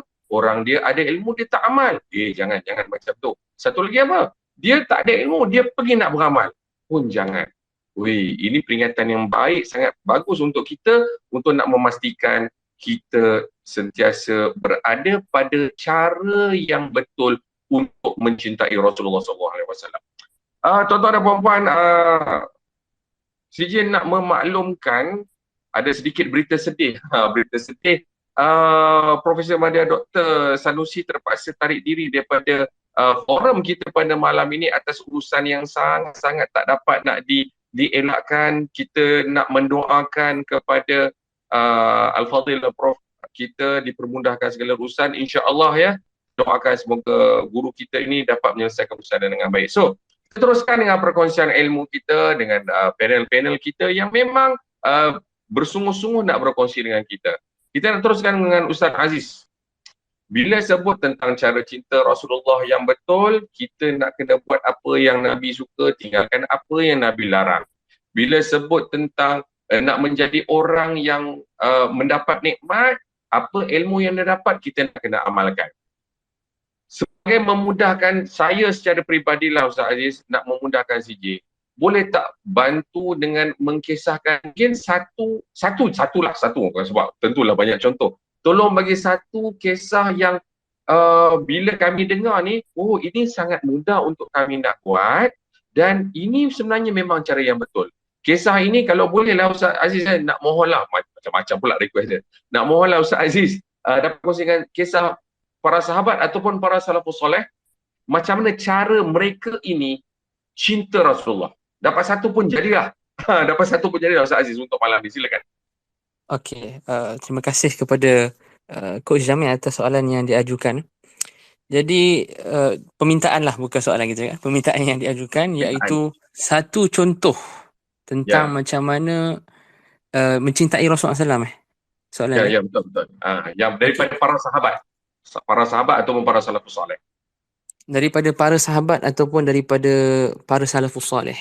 Ya, jadi ana kongsikan satu tentang bentuk bagaimana satu cinta itu direalisasikan. Baik. Satu bentuk kita cakap perselisihan cinta. Kalau betul lah kot dalam bahasa Melayu kita cakap. Boleh. Dan dalam bahasa Arab dia tahqiqul mahabbah kita cakap. Jadi Okey. ana bawa satu, iaitu kalau daripada salafus soleh kita boleh kata beliau daripada salafus soleh lah. Tidak jauh daripada salafus soleh. Okay? Hampir dengan zaman salafus soleh. Iaitu Imam Muhammad bin Ismail Al-Bukhari rahimahullah. Okay. Ana cuba bagi contoh yang mudah dan ringkas sebab ada banyak contoh tapi ana cuba bagi yang mudah dan ringkas. Imam Al-Bukhari dalam nak merealisasikan cinta kepada Nabi SAW, apa yang beliau lakukan. Dan beliau ni tak jauh daripada zaman salafus soleh. Imam Bukhari ni lahir 194 Hijrah. Dan kalau kita cakap tabi'in itulah salafus soleh yang golongan yang terakhir. Imam 194 Hijrah tu 194 Hijrah tu hampir dengan kita cakap generasi salafus soleh yang terakhir. So Al-Imam Al-Bukhari dalam merealisasikan cinta kepada Nabi SAW telah mengorbankan kita cakap umur, telah mengorbankan tenaga, harta yang tak ternilai. Apa yang beliau lakukan? Beliau telah rehlah beribu-ribu kilometer untuk pertama mengumpul hadis Nabi, untuk belajar dan mengumpul hadis Nabi SAW. Kan? Ini kisah rehlah ni bukan kisah kita setakat naik ETS ke, kita naik kapal terbang duduk first class punya seat ke, business class ke, tak. Al-Imam Al-Bukhari ni maksudnya kita cakap sama ada jalan kaki ataupun kita cakap naik binatang lain, naik unta tunggangan contohnya. Kan, naik unta untuk kita cakap ribuan kilometer. Ribuan kilometer untuk ratusan jam. Okay, bayangkan tuan-tuan dan puan-puan, bayangkan hanya untuk dengar hadis. Okay, kadang-kadang untuk dapat beberapa hadis sahaja. Dan itu satu apa yang Imam Al-Bukhari lakukan. Kedua, Al-Imam Al-Bukhari dalam nak menjaga hadis Nabi SAW. Okay, yang mana sebenarnya kisah Imam Al-Bukhari ini kerana cintanya beliau kepada Nabi SAW, beliau nak kumpul hadis sahih.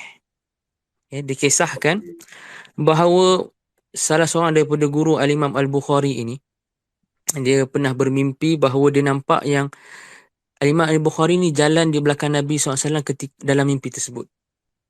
Okay, dan seolah dia memegang kipas ataupun suatu alat di tangannya, yang mana dengan alat tu dia akan menepis apa-apa kotoran yang menghala ke Nabi SAW.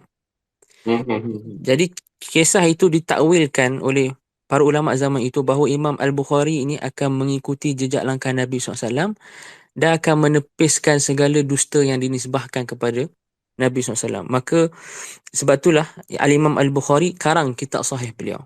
Okay? Dan kitab sahih beliau tu juga adalah salah satu kita cakap cadangan daripada gurunya.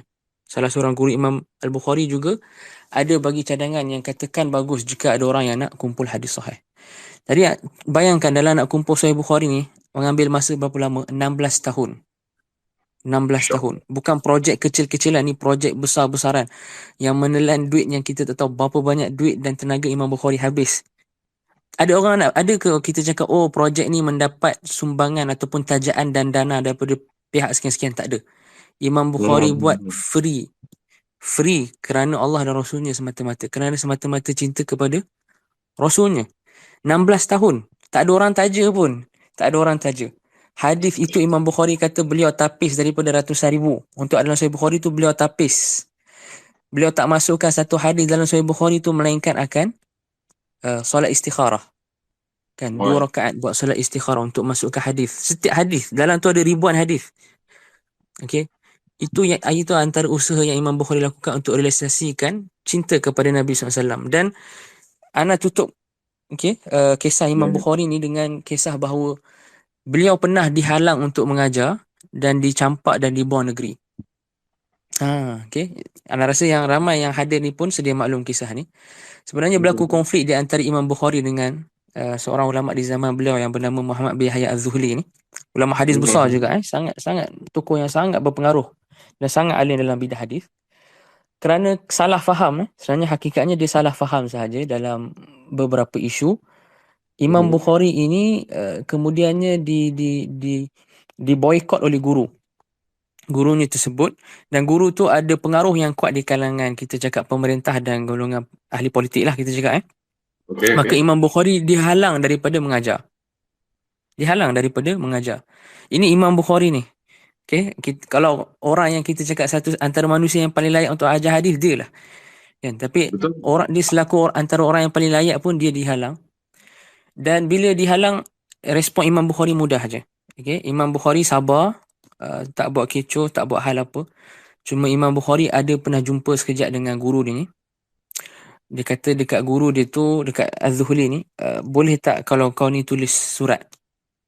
Okay, tulis satu notis ke kita cakap ataupun surat. Kan, guru ditanya untuk apa ni? Tulis surat ke ataupun notis kata bahawa aku ni yang halang Muhammad bin Ismail Bukhari daripada menyampaikan hadis Nabi SAW. Kemudian guru ditanya untuk apa?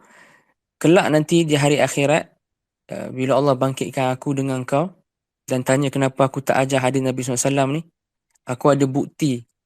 Kan? Ada bukti kenapa aku tak ajar hadis Nabi SAW daripada kau sebenarnya. Kau lah yang menjadi penyebab.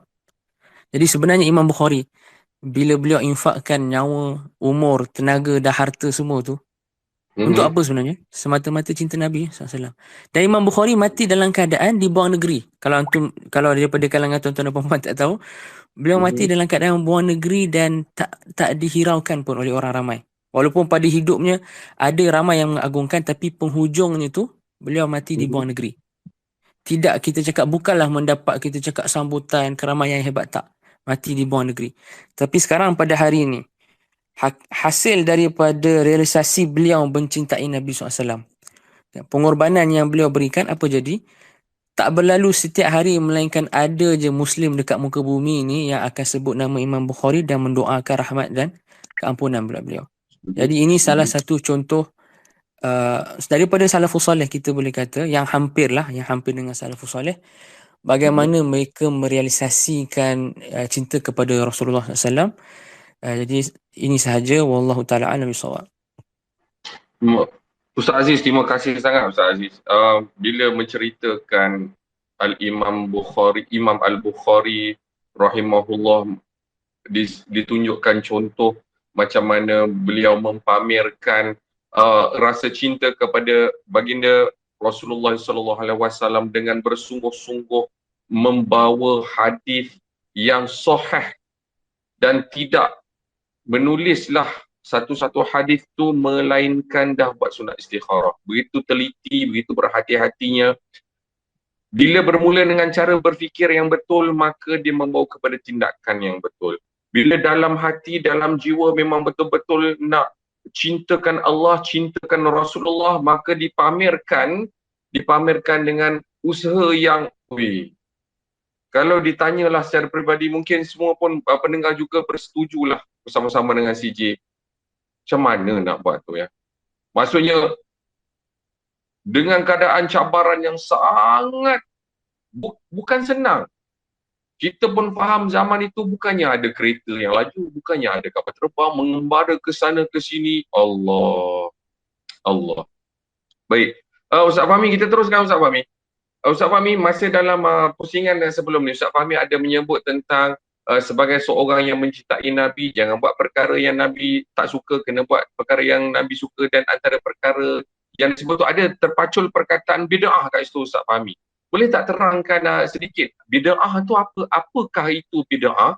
Dan macam mana, apa contoh bid'ah tu satu yang supaya kita ni tak buatlah perkara bid'ah tu? Ustaz Fahmi, silakan. Okey, baik. Minta maaf saya lewat sikit. Okey tak? Okey, untuk menjawab persoalan ni tadi, macam kita maklum pada hadirin dan hadirat yang mendengar, kita maklum bahawasanya agama kita ni dia ada yang disuruh buat dan ada yang disuruh tinggal. Maknanya ada yang disuruh dan ada yang dilarang. Asasnya itulah dianya agama kita. Dan itulah dianya takwa, itulah dia amal soleh. Dia dua-dua teras, buat dan tinggal. Buat apa yang diperintahkan dan tinggal apa yang dilarang. Jadi yang disuruh buat ni ada banyak. Yang disuruh buat adalah banyak.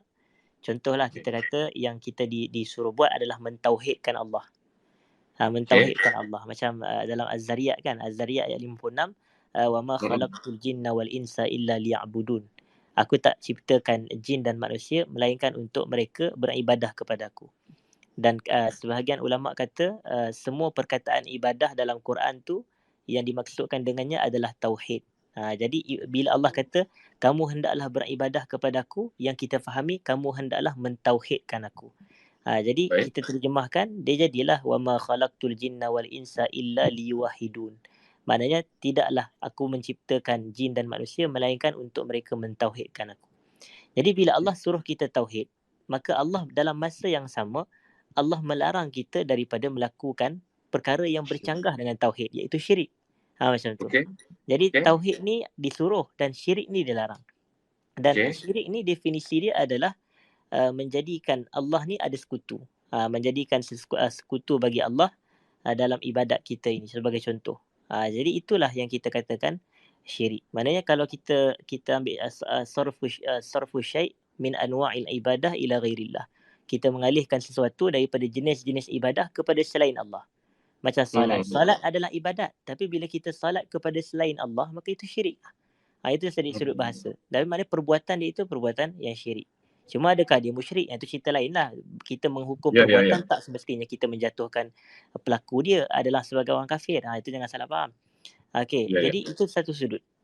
Jadi itu yang pertama. Yang kedua pula, Allah suruh kita untuk melakukan ketaatan. Contohlah.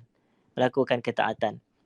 Jadi ketaatan ni adalah diperintahkan dan dalam masa yang sama Allah melarang kita daripada melakukan maksiat. Betul atau tidak? Jadi macam dalam masa yang sama, taat ni lawan dia adalah maksiat.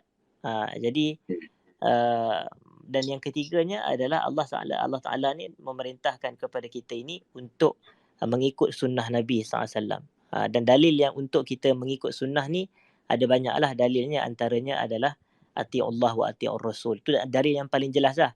Taatlah kamu kepada Allah dan taatlah kamu kepada Rasul. Dan termasuk mentaati Rasul adalah mengikuti sunnah Nabi SAW. Dan banyak lagi lah dalil-dalilnya, antaranya qul in kuntum tuhibbunallah fattabi'uni yuhibbukumullah. Antaranya laqad kana lakum fi rasulillahi uswatun hasanah. Antaranya iza tanaza'tum fa in tanaza'tum fi syai'in farudduhu ila Allahi war Rasul. Ini semua dalil-dalil untuk kita ini mengikut sunnah Nabi SAW. Ini sana. Jadi apabila adanya perintah untuk mengikut sunnah, maka dalam masa yang sama ada juga perintah untuk kita ini menjauhi bid'ah. Itu.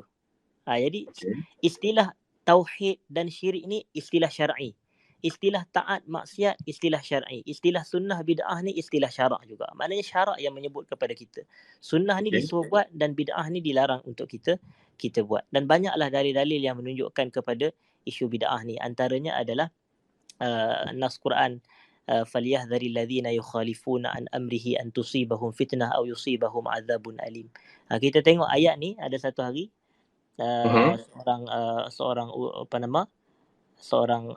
seorang lelaki dia bertanya kepada Imam Malik bin Anas rahimahullah, Imam Daril Hijrah tu. Maknanya Imam Malik bin Anas semua kita kenal, Imam Malik bin Anas. Jadi lelaki ni tanyalah kepada Imam Malik. Imam Malik ni kita tahulah dia mengajar dalam Masjid Nabi di Madinah Al-Munawwarah. Jadi bila dia mengajar dalam Masjid Nabi, ada seorang lelaki ni dia tanya kepada Imam Malik. Dia kata, ya Aba Abdillah. Dia kata, min aina uhrim? Daripada mana patut aku mula ihram? Maknanya dia nak berniat ihram di mana? Kemudian kalau kita katakan kita niat ihram ni di miqat lah, miqat yang dipanggil sebagai miqat makani, miqat tempat. Jadi penduduk Madinah, dia nak niat ihram kat mana? Penduduk Madinah ni dia niat ihram dekat Zulhulaifah. Nama tempat tu nama Zulhulaifah. Tapi kalau kita pergi umrah, memang kita akan kenal sebagai Bir Ali lah. Kalau biasa dengar, Bir Ali. Jadi, atau Abyar Ali tu. Jadi, itu namanya dalam hadis tu, ataupun riwayat ni, Zulhulaifah. Jadi, Zulhulaifah ni tempat kita niat ihram. Jadi, Imam Malik pun jawab persoalan lelaki tu. Imam Malik kata, min Zulhulaifah, min haithu kana ahraman Nabi sallallahu alaihi wasallam. Daripada Zulhulaifah, tempat Nabi berihram. Kemudian lelaki ni kata, boleh tak kalau aku nak ihram dalam masjid Nabi, di sisi kubur Nabi? Dia tanya soalan macam tu. Jadi boleh tak aku nak ihram di dalam masjid Nabi, di sisi kubur Nabi? Kalau kita pernah pergi umrah dan kita buat miqat di niat ihram di Zulhulaifah ni, kita akan tahu jarak antara Zulhulaifah dengan Mekah lagi dekat berbanding masjid Nabi dengan dengan Masjidil Haram, dengan Mekah. Jadi bagi pandangan dia secara peribadi dia kata lepas tu Imam Malik kata apa tau? Aku janganlah kamu buat begitu, kata Imam Malik. Jangan kamu buat macam tu. Kemudian lelaki ni tanyalah, dia macam argue balik. Dia kata kenapa tak boleh? Ini hanyalah jarak yang aku tambahkan, dia kata. Itu ayat dia. Ini hanyalah jarak yang aku tambahkan. Soalah pada pandangan dia lagi jauh dia niat ihram lagi baik lah. Maknanya antara Zulhulaifah dengan Mekah, dengan Masjid Nabi dengan Mekah dekat Zulhulaifah lagi. Jadi jauh Masjid Nabi lagi. Jadi kalau jauh Masjid Nabi, biasa kita kalau lagi jauh lagi bagus lah. Betul. Tapi Imam Malik kata jangan buat. Dia kata kenapa tak boleh buat? Dia kata sedangkan itu hanyalah jarak yang aku tambahkan. Kemudian Imam Malik kata akhsha an takuna laka fitnah. Aku takut berlaku fitnah kepada diri kamu. Lepas tu dia tanya fitnah apa pula yang akan berlaku pada diri kamu? Dia kata kerana Allah Subhanahu Wa Taala sebut dalam Quran, falyahdharil ladzina yukhalifuna an amrihi an tusibahum fitnah aw yusibahum adzabun alim. Berilah ancaman kepada golongan yang menyelisihi sunnah Nabi atau menyelisihi perintah Nabi. Nabi suruh niat ihram, kalau penduduk Yaman ada tempatnya, ada Yalamlam. Penduduk ini ada Juhfah, penduduk ni Qarnul Manazil, penduduk sekian Madinah di Zulhulaifah. Jadi setiap tu dah ditetapkan oleh Nabi SAW. Tapi kita nak menyelisihi perintah Nabi. Jadi menyelisihi perintah Nabi itulah yang kita kata bid'ah ni. Maknanya yang Nabi suruh buat begini tapi dia buat begini dan begini yang bercanggahan dengan petunjuk Nabi SAW. Jadi itu di sisi Imam Malik dia kata itulah fitnah. Berilah ancaman kepada golongan yang menyelisihi perintah Nabi antusibahum fitnah. Akan tertimpa kepada mereka fitnah au yusibahum azabun alim. Ataupun tertimpa ke atas mereka tu azab yang pedih. Jadi kita tengok betapa salaf ni, Imam Malik bin Anas ni wafat 179 Hijrah. Kita tengok betapa ulama salafus salih, mereka ni kalau benda tu Nabi tak buat tu, maknanya mereka kalau boleh jauh-jauh. Tambahan kerana ada arahan yang berlawanan dengan apa yang dia nak buat. Begitu. Dan secara berlawan, secara mafhum, saya nak tambah sikit lagi kalau ada masa, coach. Ada masa, coach? Ada tambah sikit lagi. Macam kita tengok satu contoh. Seorang ulama yang bernama Al-Walid bin Muslim kalau saya tak silap, salah seorang perawi hadis yang mana sahabat Nabi SAW, dia riwayatkan hadis yang Nabi ni apabila selesai sahaja daripada solat, baginda akan beristighfar sebanyak 3 kali. Nabi akan istighfar sebanyak 3 kali selepas solat. Kemudian seorang lelaki ni, salah seorang perawi hadis ni, nama dia Al-Walid bin Muslim kalau saya tak silap, dia tanya kepada Tok Guru dia Imam Auza'i. Auza'i ni pun ulama besar hadis, dia riwayatkan hadis ni. Jadi dia tanya, dia kata kaifal istighfar? Maknanya macam mana cara Nabi beristighfar? Sebab kita ni kalau orang suruh sila coach beristighfar. Jadi lafaz istighfar ni ada banyak. Kita boleh sebut Rabbi ghafirli, kita boleh kata Allahumma ghafirli, ataupun kita boleh baca Sayyidul Istighfar, Allahumma anta rabbi la ilaha illa anta khalaqtani wa ana abduka wa ana ala ahdika wa ala wa'dika mastata'tu. Tapi jadi ulama ni dia nak tahu macam mana yang Nabi baca tu istighfar yang macam mana. Allahumma ghafirli ke, Rabbi ghafirli ke, astaghfirullah ke, Allahumma anta rabbi la ilaha illa anta khalaqtani ke. Sebab itu pun semua adalah kategori istighfar. Lalu Imam Auza'i dia jawab takul astaghfirullah. Jadi punya teliti mereka nak ikut sunnah Nabi SAW, nak ikut sebiji lafaz Nabi SAW yang Nabi baca istighfar selepas salat. Maka kita pun ikutlah astaghfirullah, Allahumma antas salam wa minkas salam, tabarakta ya dzal jalali wal ikram. Okey, begitu. Baik, Ustaz Fahmi. Saya nak teruskan sedikit dengan Ustaz Fahmi. Ustaz Fahmi. So, kita bila sebut tentang bid'ah, satu yang Nabi tak buat, saya simpulkan Nabi tak buat dari sudut ibadah khusus. So kita nak dia punya cara fikirnya ialah seboleh mungkin saya nak buat exactly macam mana yang Nabi suruh buat dan macam mana Nabi buat. Saya permudahkan macam tu. Instead of cari cara lain, itulah dia. Dan bila kita rujuk pula dalam antara perkara yang kita kena buat, surah Al-Ahzab, Ustaz Fahmi, ayat 56 yang sangat famous, sangat popular. A'udzubillahi minasyaitonir rajim. Innallaha wa malaikatahu yusholluna 'alan nabi. Ya ayyuhalladzina amanu shallu 'alaihi wasallimu taslima. Sesungguhnya Allah dan malaikatnya berselawat kepada Nabi Muhammad sallallahu alaihi wasallam dan ada seruan, wahai orang-orang yang beriman, berselawatlah kamu kepadanya serta ucapkanlah salam sejahtera dengan penghormatan yang sepenuhnya. Soalan saya Ustaz Fahmi, kalau bagi orang yang mungkin mahir bahasa Arab, dia akan nampaklah ini adalah jamak. Ya ayyuhalladzina amanu, wahai orang yang beriman. Adakah dengan ini kita boleh ambil kefahaman saya nak kena berselawat dan saya nak melakukan selawat ni secara beramai-ramai dan ini sebagai bukti saya cinta kepada Rasulullah. Macam mana respon Ustaz Fahmi untuk soalan ini? Okey, cuma sebelum tu saya nak kena bagi tahu juga perbahasan tentang bid'ah ni dia adalah perbahasan yang kompleks.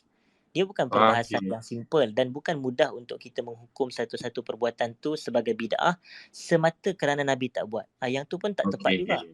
Jadi sebenarnya dia perbahasan yang kompleks dan bukan semua ulama, sebab setiap ulama ada pandangan mereka tentang definisi bid'ah yang tersendiri. Tapi memang kita masyhur, kita kata Asy-Syatibi definisikan bid'ah. Dia kata tariqatun fid din mukhtara'ah tudahi syar'iyyah yuqsadu bisuluki 'alaiha al-mubalaghatu fi ta'abbudi lillahi subhanahu. Ini definisi dia.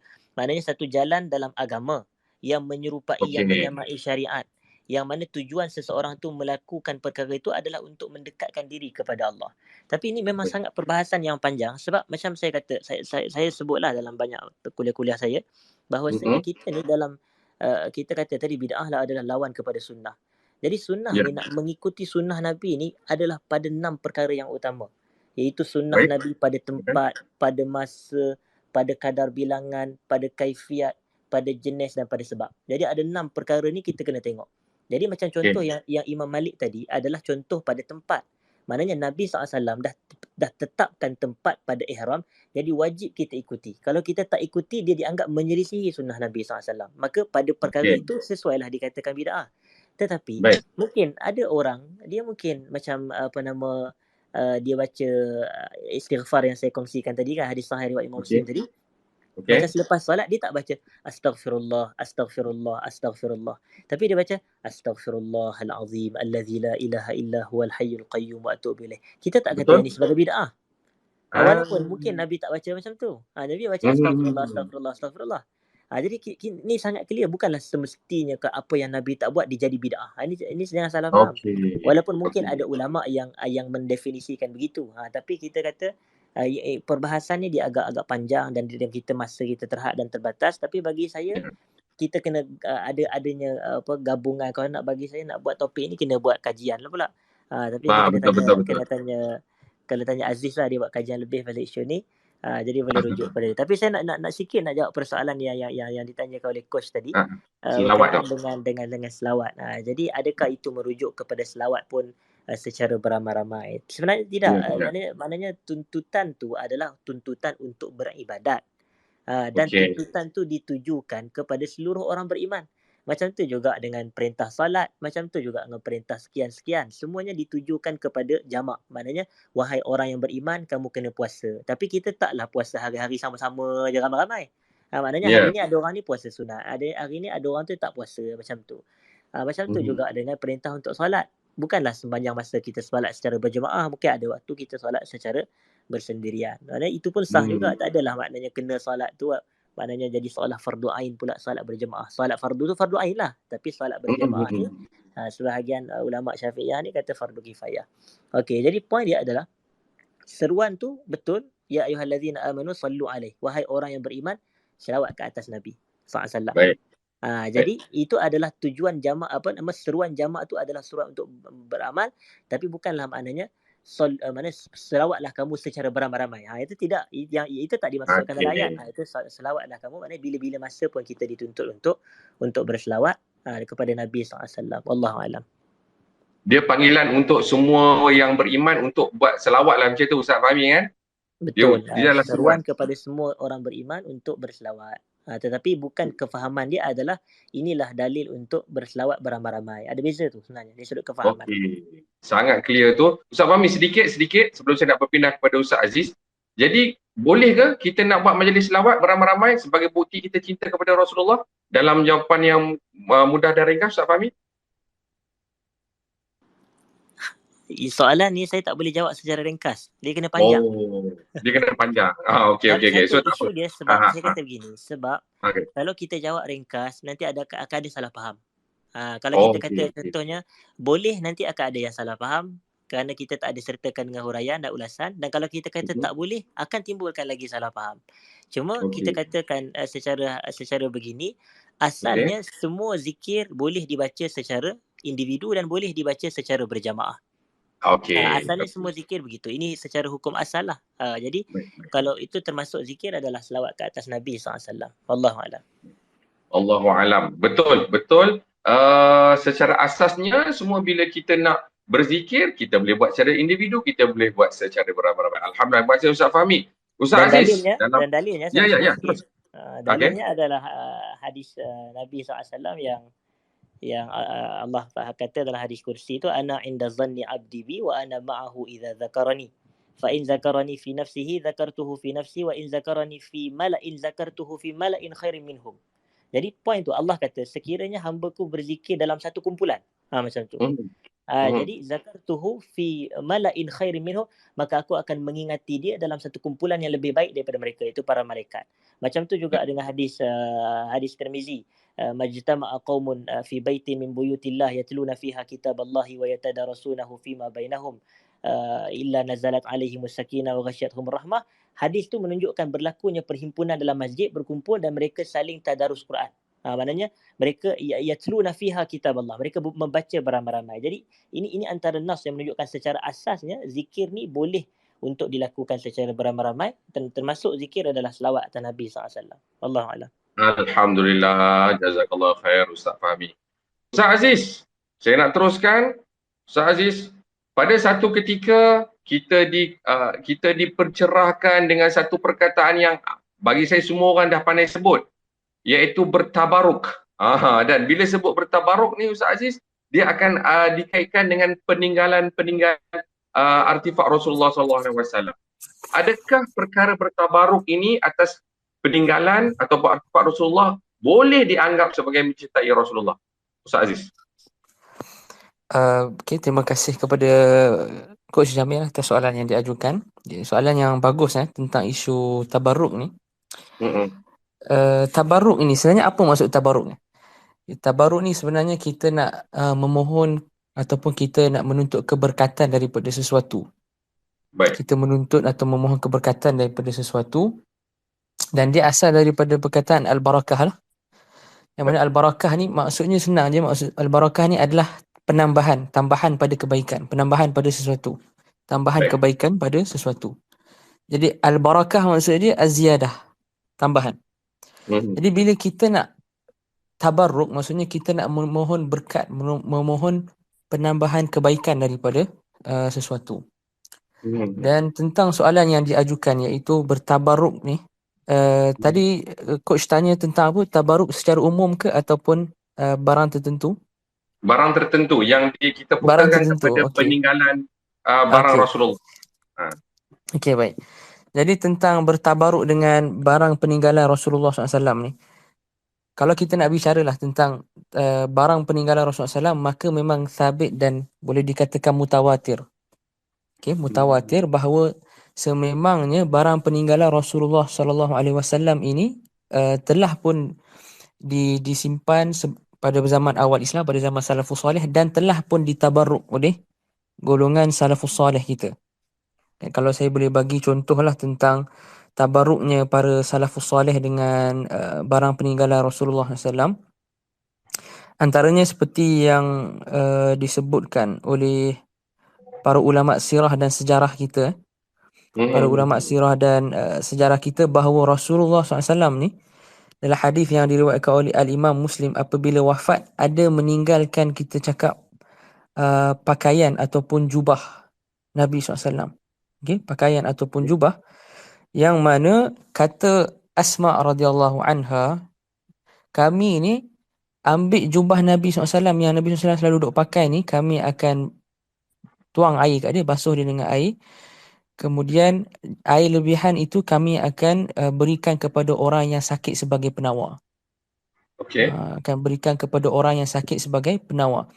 Jadi jubah ini kan, kata Asma, fanahnu naghsiluha lil marda yustashfa biha. Kami basuh dia, air lebihan tu kami bagi dekat orang-orang yang sakit ni untuk dia jadi penawar. Menunjukkan bahawa asalnya, okey, yang ni pun anda bagi kaedah lagi asalnya Rasulullah SAW ini, ulama ijma' bahawa zat beliau, diri beliau itu diberkati. Itu tanpa syak. Semua ulama Islam, semua ulama Ahli Sunnah wal Jamaah sepakat zat Rasulullah SAW itu berkat. Sebab itulah kita tak hairan kenapa sahabat kadang-kadang kumpul peluh Nabi SAW, kumpul darah Nabi SAW, kumpul bekas minuman Nabi SAW. Semua ni sabit dengan mutawatir. Ada. Zat Nabi SAW tu berkat. Okay.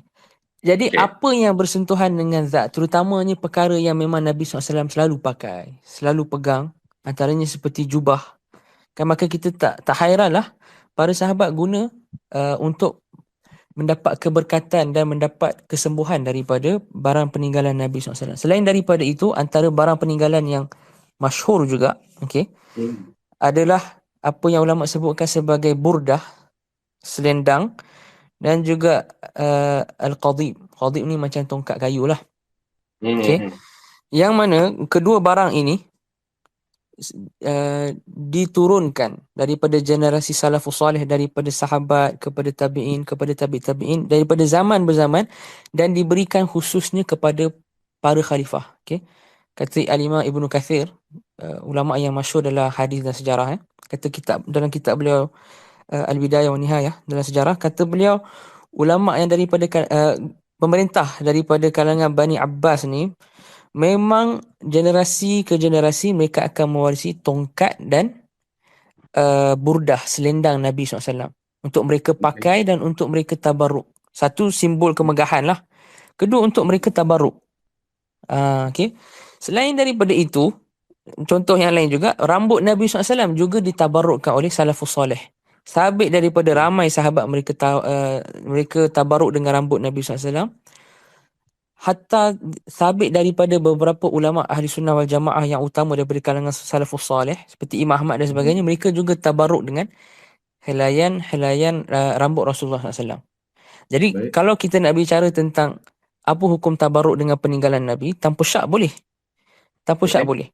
Okey, cuma kita nak pergi sentuh isu yang lagi penting. Apa isu yang lagi penting dia? Zaman sekarang ni ada lagi tak peninggalan dia? Ini persoalan yang kita kena jawab. Sebab sekarang kita dah sampai pada satu titik pertemuan, persepakatan, iaitu kita boleh tabarruk. Persoalan ni, zaman sekarang ni ada tak benda untuk ditabarruk? Jadi dalam menjawab persoalan ni, kebanyakan pengkaji dalam bidang sirah dan hadis kata kita tak ada bukti yang solid untuk buktikan apa-apa barang yang sampai pada hari ini sabit bahawa ianya memang barang yang betul-betul original ditinggalkan oleh Nabi SAW. Sebab apa? Sebab kebanyakan yang pertama sekali sebab Rasulullah SAW sendiri memang tak tinggalkan barang yang banyak. Rasulullah SAW memang tak tinggalkan barang yang banyak. Itu sebab utamalah. Seperti mana yang disebutkan dalam hadis yang diriwayatkan oleh Al-Imam Bukhari, seorang sahabat berkata, Amr bin Al-Harith, yang ma taraka Rasulullah SAW inda mautihi dirhaman wala dinar. Nabi SAW bila wafat, tak tinggalkan dinar, tak tinggalkan dirham. Wala abdan wala amah, tak tinggalkan hamba lelaki, tak tinggalkan hamba perempuan. Wala syai'a, tak tinggal apa pun. Illa baghlatahu, melainkan keldai yang Nabi duduk naik, sallallahu alaihi wasallam, wasilahahu, kita cakap senjata, alat senjata yang Nabi SAW pakai ketika perang, wa ardan ja'alaha sadaqatan, ja'alaha sadaqah, dan tanah yang sebenarnya Nabi SAW dah wakafkan pun kepada golongan Ibnu Sabil di Khaybar. Jadi yang Nabi SAW tinggalkan apa? Beberapa benda je. Dan pakaian Nabi SAW yang ada di rumah baginda. Jadi disebabkan yang tinggal tu pun sedikit, maka ulama tahu apa je yang berbaki. Macam saya sebut tadi lah, selendang, tongkat, helaian rambut dan sebagainya. So limited sahaja. Dan perkara-perkara yang ditinggalkan tadi tu pula telah disebutkan oleh para ulama kita yang daripada kalangan sejarawan dan ahli hadis, hilang. Ianya hilang. Antaranya berkaitan dengan selendang dengan tongkat Nabi SAW. Menurut Al-Imam As-Safari ni, ni seorang ulama masyhur dalam mazhab Hambali di Syria. Beliau kata burdah dan juga tongkat Nabi SAW ni sekitar tahun 700-800 Hijrah dah hilang. Hilang. Dah tak ada siapa yang boleh trace. Begitu juga Nabi SAW dikatakan mempunyai selipar. Dua selipar Nabi SAW. Menurut seorang ulama yang bernama Al-Maqqari, dua selipar Nabi SAW ni juga dah hilang ketika mana Tatar serang waktu tu. Bukan Tatar, golongan Mongol. Mongol ni, dia punya, kita cakap pimpinan di ketika itu adalah orang bernama Timur Lenk. Timur Lenk ni bila dia serang Dimashq waktu tu, bila dia serang, dia dikatakan dia pun hancurkan selipar Nabi, dibakar. Macam yang selendang dengan tongkat Nabi SAW tu pun dikatakan dibakar oleh Hulagu Khan. Hulagu lah. Okay, Hulagu ni antara keturunan Khan-Khan yang dekat Mongol ya. Jadi banyak daripadanya sabit dalam sejarah bahawa telah pun hilang. Jadi yang sampai dekat hari ni, kadang-kadang ada orang mungkin dia dakwa dekat orang ramai, meh datang sini saya, ini saya cakap umum saya cakap umum, saya tak refer apa-apa. Saya ada pameran barang tertentu. Sebenarnya kita tak mampu nak verify. Kalau kita mampu verify, nescaya kita semua malam ni yang jadi listener dekat program Spaces ni tentang bagaimana cara yang betul mencintai Rasulullah, nescaya kita semua orang pertama akan pergi tabaruk. Kita naik bar ramai-ramai tabaruk. Tapi masalahnya tak boleh nak verify. Kalau sanad yang ada pun, sanad tu pun kita tak boleh verify. Nama-nama yang dalam tu kita tak tahu siapa. Jadi, maka orang akan tanya, habis saya nak tabaruk dengan apa? Kan? Dah tak ada apa yang tinggal. Jawapan yang mudah dia, kita tabaruklah dengan peninggalan Nabi SAW yang paling utama. Apa dia? Iaitu Al-Quran dan juga sunnah Nabi SAW. Iaitu ilmu yang diwariskan oleh baginda SAW. Itulah barang yang ataupun satu-satunya perkara yang masih lagi verify. Al-Quran dengan sanad yang mutawatirnya, hadis juga dengan bersanad yang sahih yang kita boleh cross check, yang berbaki untuk kita tabaruk. Bahkan bertabaruk dengan dua perkara ini lebih afdal daripada yang saya sebutkan tadi. Kata Syekhul Islam Ibn Taymiyah rahimahullah, semua daripada apa sahaja barang yang ditabarukkan ni, yang paling afdal adalah peninggalan Nabi SAW yang wahyu, iaitu yang berupa ilmu. Itu Al-Quran dan juga As-Sunnah. Yang ni orang kata apa? Yang tinggal inilah harapan. Itulah dia. Okay, so wallahu ta'ala alam bisawab, sampai sini saja. Apa dia? Yang dua tu confirm, Al-Quran dan Sunnah. Ini confirm. Yang ni confirm, tak ada syak dengan sanadnya yang mutawatir, dan kalau hadis kita cakap boleh kita verify, boleh cross check. Yang ni lah yang berbaki dan harapan untuk kita tabarruk. Dan inilah bentuk tabarruk yang paling agung kita boleh capai. Allah Ta'ala alam bisawab. Tabarruk paling agung, para pendengar sekalian, tabarruk Al-Quran dan juga Sunnah, tabarruk ilmu. Ustaz Aziz, saya nak sambung dengan Ustaz Aziz. Satu soalan pendek, dan Ustaz Aziz saya nak minta juga terus bagi buah simpul. Soalan pendek, adakah mencintai keturunan Rasulullah ataupun yang kita sebut sebagai Habib ini juga satu bentuk kita cintakan Rasulullah? Dan saya minta Ustaz Aziz teruskan dengan buah simpul Ustaz Aziz untuk program kita pada malam ini. Okey, jadi untuk jawapan yang padat dan ringkas, kita memang diperintahkan untuk mencintai Ahlul Bait. Nabi SAW sebut dalam hadis yang sahih, "Udzakirukum fillah fi ahli baiti." Aku ingatkan kamu semua akan hak Ahlul Bait aku. Dan aku ingatkan akan kamu semua akan hak Ahlul Bait. So Ahlul Bait ini memang kena kita raikan dan jaga haknya. Kita wajib mencintainya. Hatta Sayyidina Abu Bakar pun radhiyallahu anhu kata, kerabat Rasulullah SAW itu lebih aku cintai daripada kerabat aku sendiri. Jadi tak ada syak kita kena cintai Ahlul Bait. Cuma kalau Ahlul Bait tu kita nak kata refer golongan khusus kepada Habib, sebenarnya tak tepat lah, sebab Ahlul Bait ni dia lagi luas. Dan Habib ni kadang-kadang gelaran yang diberikan kepada Ahlul Bait dan kadang mungkin tak diberikan kepada Ahlul Bait lah. Tapi secara umumnya kita cakap, siapa yang sabit silsilah keturunannya dia sebagai keturunan Rasulullah SAW, maka dia ada kemuliaan yang kita patut muliakan dia.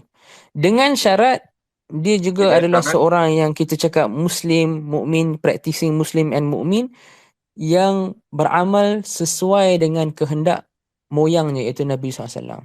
Sebab kalau semata-mata dia Ahlul Bait, na'udzubillah lah kita cakap, kalau semata-mata dia Ahlul Bait tapi dia pergi kelab malam, kita tetap tak muliakan lah.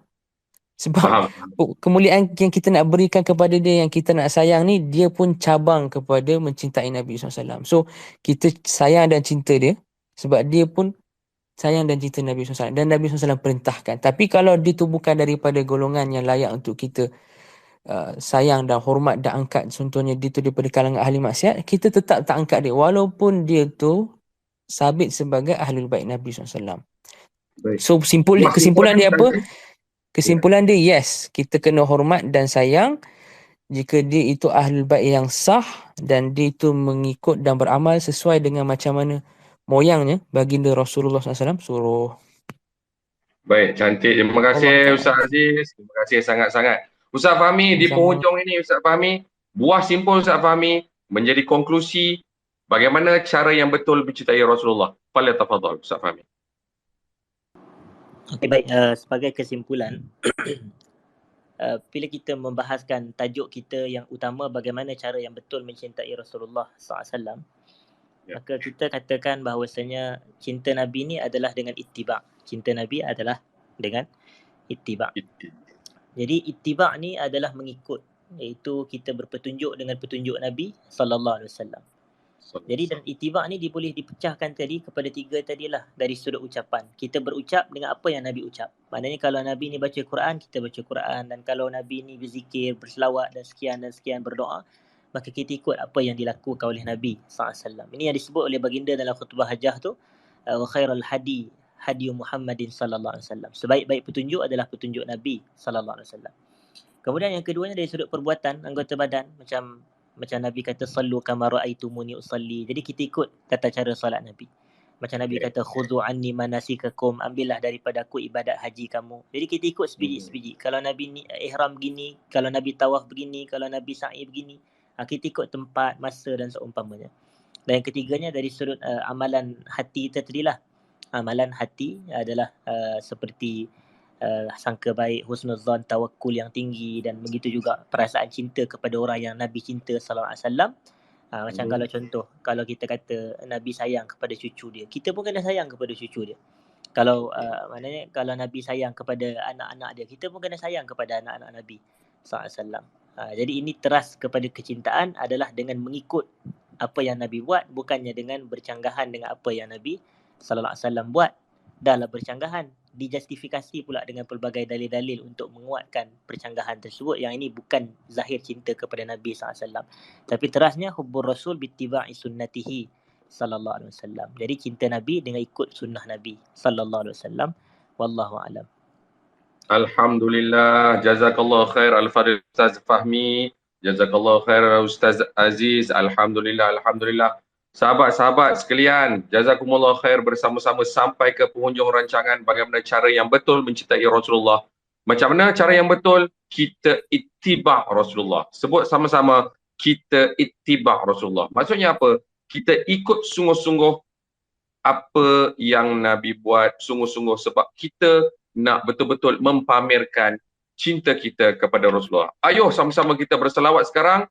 Allahumma salli ala Muhammad wa ala ali Muhammad kama sallaita ala Ibrahim wa ala ali Ibrahim wa barik ala Muhammad wa ala ali Muhammad kama barakta ala Ibrahim wa ala ali Ibrahim fil alamin innaka Hamidum Majid. Terima kasih kepada para asatizah ahli panel kita. Sekali lagi terima kasih kepada semua. Ilmu telah dikongsikan, dengan ilmu kita beramal, dengan amal kita rasa, hanya yang rasa mengenal rasa. Sampai kita jumpa lagi tuan-tuan puan-puan pendengar sekalian. Subhanakallah wa bihamdika asyhadu an la ilaha illa anta astaghfiruka wa atubu ilaik. Bismillahirrahmanirrahim. Wal 'asr innal insana lafi khusr illa alladhina amanu wa 'amilus salihat wa tawasaw bil haqq wa tawasaw bis sabr. Aku qouli hadza wa astaghfirullahal azim li wa lakum. Sampai kita berjumpa lagi tuan-tuan dan puan-puan sekalian. Semoga didoakan kita semua mendapat redha daripada Allah Taala. Kita bertemu lagi dalam bedah hadis edisi Space pada waktu yang akan datang.